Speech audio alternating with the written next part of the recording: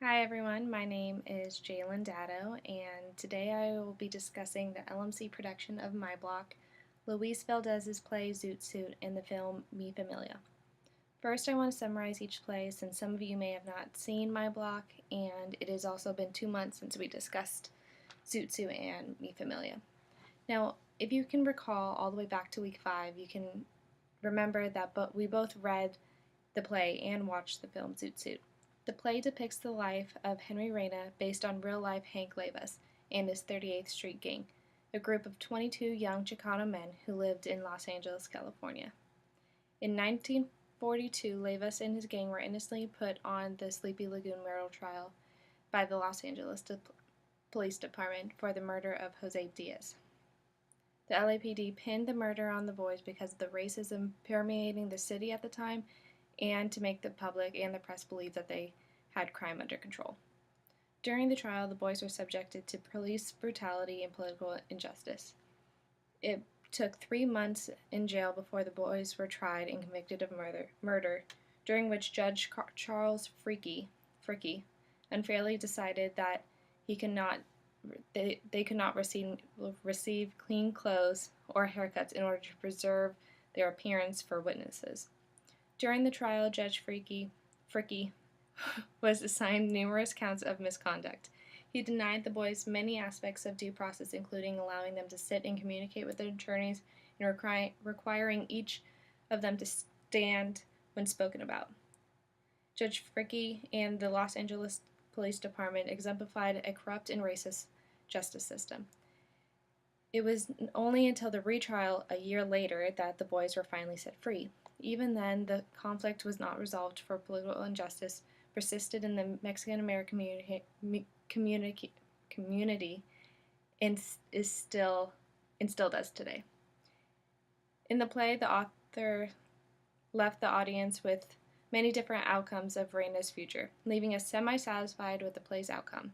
The PBS documentary Zoot Suit Riots, however, showed how Levas' battle with the justice system was never over, and he eventually died of a heart attack in a bar in 1971. So next I want to summarize My Block, a play that some of you may have not had the chance to see. The play's story is about a young man named Raphael, played by Leonard Jackson, struggling to make ends meet and contemplating joining his best friend Pancho and his gang. While working hard at a convenience store owned by Mr. Washington, Raphael meets the love of his life, Simone, who also happens to be his best friend's sister. Unfortunately, Pancho, played by Jamel Patterson, did not approve and threatened Raphael if he did not stop seeing his sister. Later on in the play, we learn that Raphael's mom has lost her job and the family can no longer afford her vital heart medication. After Simone gives Raphael the money that Pancho gave her for school, it gets stolen when the convenience store is robbed. So this infuriates Pancho since the convenience store was to be protected by his gang, and Pancho sets out for revenge on the gang who robbed the convenience store, persuading Raphael to join him. However, when Raphael joins Pancho, Mr. Washington convinces him to let the crime be handled by the police and to hand over his gun. Eventually, Pancho is arrested by the police and is sent to prison, and Raphael and Simone finally become a couple. And after his release, Pancho changes his ways and leaves his life of a gang member behind. And the last play I want to discuss is the film Mi Familia, which we covered in week 6. At the very beginning of the film, the audience gets a glimpse of what it's like in a small Mexican village. Paco's father, Jose, walked from the village all the way to East Los Angeles, where he met his uncle, El Californio, and started his family with his wife, Maria. After having 2 children, Paco and Irene, Maria and Jose's struggles began. The Great Depression left the country blaming Mexican immigrants for its trouble. Even though Maria was an American citizen, officials deported her to central Mexico during the mass deportations in California. Now pregnant with her 3rd child, Maria was faced with the strenuous journey back to the United States and to her young family. After waiting till her son Chuco was old enough for travel, she made her way back to California, crossing a dangerous, life-threatening river in the process. After reaching California, Jose and Maria were able to raise their children, adding Tony, Jimmy, and Memo to the family. It wasn't till the children reached their teenage years that tragedy struck the family again as they struggled to both juggle their Mexican heritage and adopt American values. Chuco, in particular, collided with his parents, the police, and rival gang members after becoming the leader of the local gang and finding value in money and American culture rather than appreciate his parents' efforts in providing his family a better life. The family's strain took a toll on Jimmy, who grew up with anger and took up his own trouble with the police. In his and Tony's efforts to rebel against the police, he married an El Salvadoran refugee, Isabel. The marriage caused a cultural conflict within the family, for Tony and Jimmy do not value marriage as a sacred religious institution as their parents and Isabel do. Reluctantly, Jimmy grows to love his new wife, and they continue to face happiness and tragedy together. So now, for this assignment, I want to compare the play Zoot Suit to My Block and Mi Familia. So all three stories have a similar theme, gang life. Zoot Suit is primarily about Henry Reyna and his 38th Street gang, and in My Block, the main character Raphael was constantly tempted to join his best friend's gang.